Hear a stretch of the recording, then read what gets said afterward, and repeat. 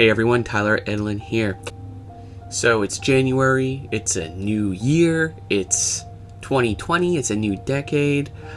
Let's take a few minutes, have a brief artist pep talk. I'm going to give top 10 things that as a creator, as an artist, as entrepreneurs, we should be thinking about, we should be considering moving forward to the new decade. So for number one, let's call this rising to the occasion.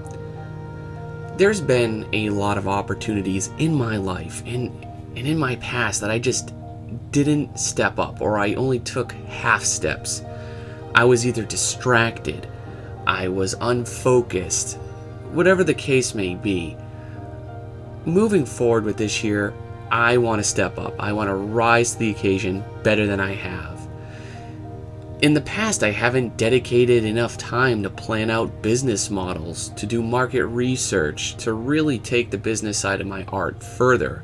I've always focused, as a lot of us do, just on the art. But if we want to be independent, there needs to be more than just the art. I haven't taken the steps in the past, toward more entrepreneurships that I would like, or I haven't taken it as seriously as I should.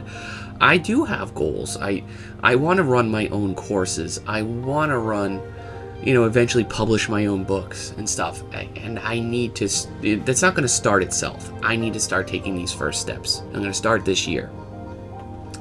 In the past, I've, established shaky relationships with clients because I don't respond to emails as fast as I should. Again, these are basic things that I need to be better at. I procrastinate heavily at times, particularly in the winter when I get a little sediment and try to catch up on the year's games and things, and I know I need to take that within moderation. I constantly do have to juggle work and family life, and I feel like that will be my biggest struggle moving in to this year and for the next 10 even. I've got a 2-year-old and another one on the way. It's going to be probably the most challenging aspect of my life, working in the same house as them to get that time, to get that focus that I need to put forth my plans. Number 2, there are many paths and opportunities for all styles and for all types of art. There's not a winning sort of formula. You can be an indie artist. You can create your own properties, your own merchandisings. You can go to conventions. You can make a killing there. You could take a second path, something like a commercial artist with loads of clients, with people begging you for work, doing freelance stuff, doing contract work, long term, maybe even half the year for different games. There's a lot of opportunities out there. You could take an entirely separate path. Someone like Adam Duff, like myself, like Mark Brunette, and build a business out of teaching and community building, like he does with Cube Brush, like Lucid Pistol, with Brush Sauce. There is so many opportunities for all of us, and they can even overlap. There's a lot of opportunities for them to overlap. As long as you're good at what you're doing, there's opportunities that will create themselves. And that translates to styles. You can do something extremely animated, something very simple. You can do something highly realistic, very cinematic. There is opportunities more and more nowadays. There's Netflix is opening animation studios. Disney Plus is opening their own branches of animation studios now. There's so many studios out there. So much need for art. Number 3, art growth and progress is not always easy to gauge and measure.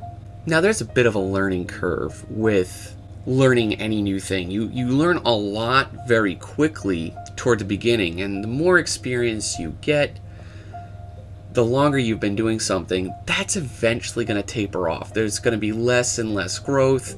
Things tend to, it'll seem like it flatlines, even for durations of time, maybe even years, before you hit some new epiphany and you get a spike in that growth, or you discover a new artist, which is all part of the growth process. But don't get discouraged.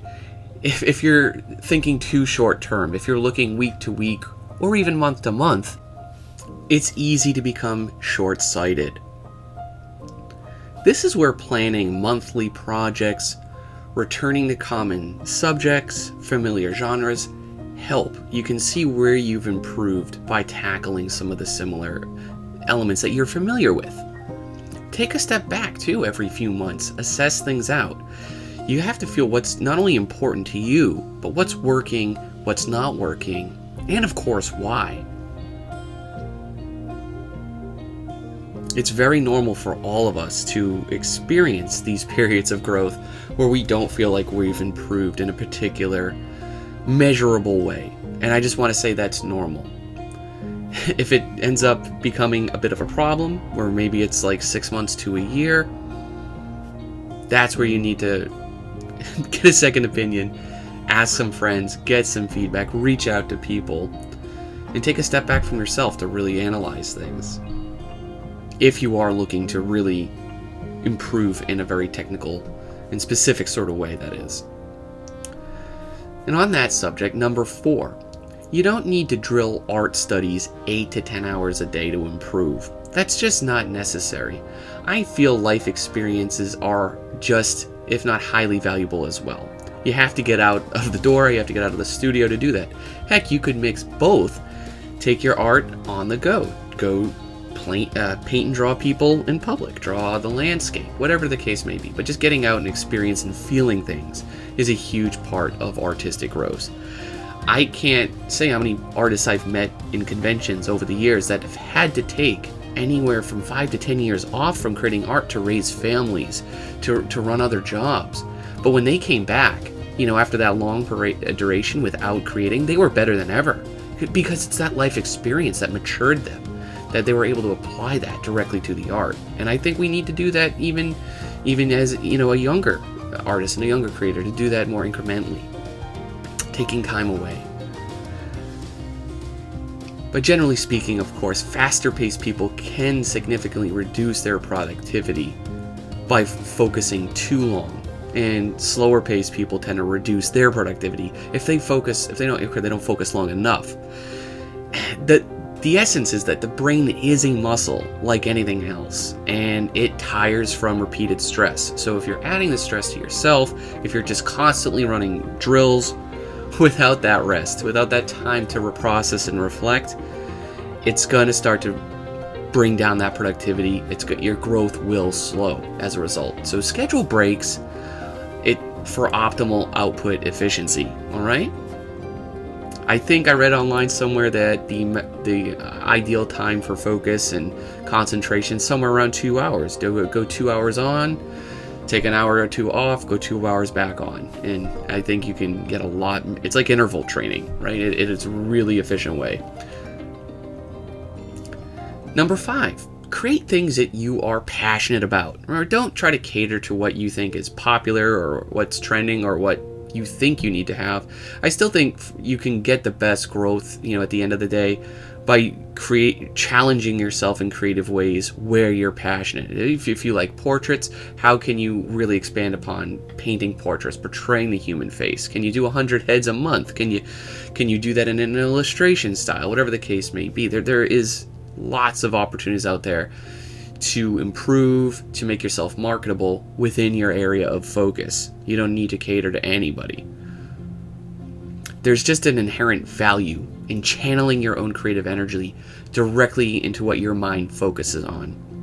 If you're not in the mood, just, again, try shifting gears, change the subject matter, maybe start over. Again, walk away. It's great to juggle multiple images at once. I always have no less than 3 to 5 images working almost simultaneously that I'll just jump around at, every hour or day to day. It just really helps create that ability to see things a little bit more objectively and to find the faults in it.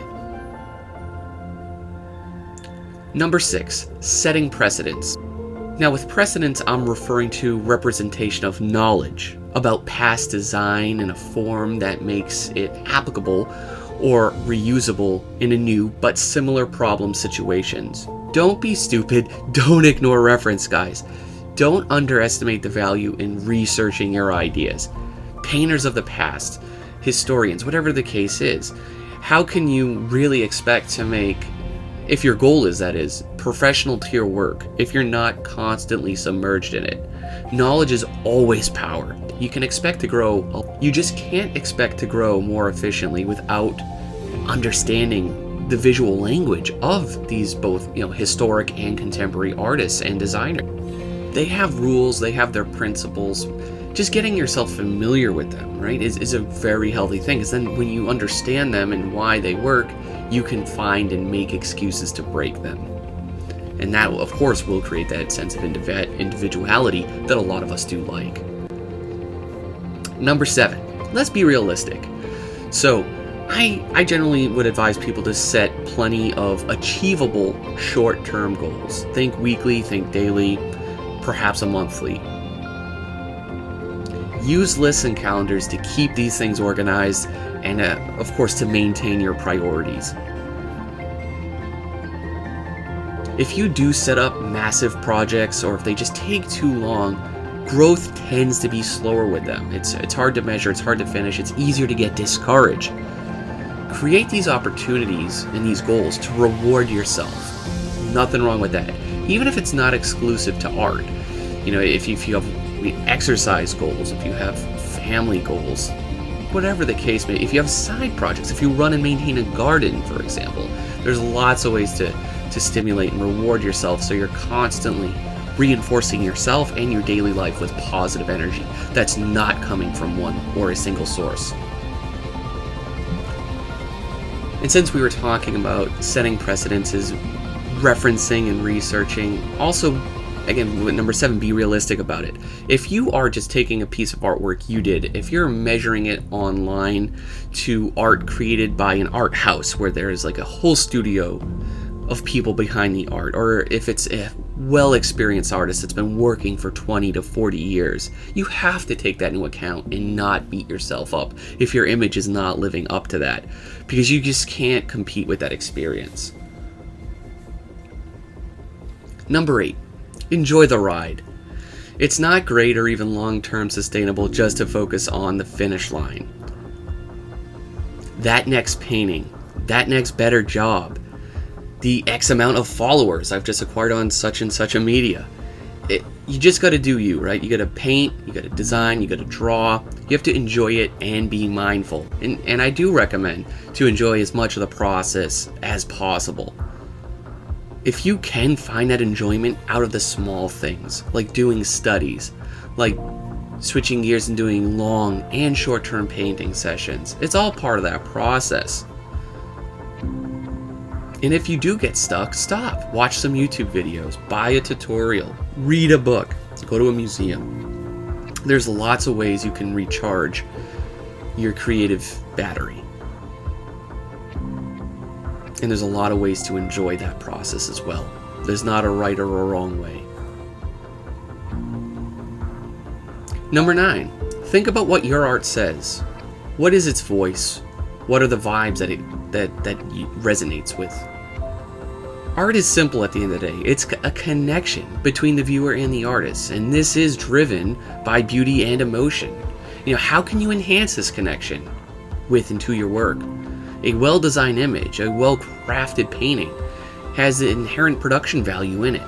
This adds interest, and with that it adds value. And it's this value that makes you want to see more. So do you constantly think about what type of value your art has? What makes it interesting or not interesting? Again, it's these things to process and analyze in your downtime when you're not painting, when you're out and enjoying and experiencing the world and the life. These are the things to think about. We don't want to get our heads so stuck up our own asses so far that we can't see things a little bit more clearly. 10. Time is limited, so create what you're passionate about. What's your muse? Find and build a body of work around that passion. Why do you find this subject or genre interesting? How can you bring that to your own work? Does that work itself add any thought-provoking questions? Does it make you escape to a better or more interesting place? What's unique about the way you interpret your reality? And these are tough questions, and as artists we all have to cope and deal and manage these. Guys, let me know below in the comments what are some things you want to do moving into 2020 in the next decade? Do you have any long-term goals? Do you have any short-term goals? I'll let you know right now, I have one of my goals that I've been putting off for far too long. I'm going to start a Patreon. I'm going to start that within a month or two. You hear it first here. I'm going to work towards getting my art book together and figured out. I'm going to add more merchandising to my mediums. And I'm going to continue to try to be more active in the communities that I'm a part of. So for now, guys, do take care.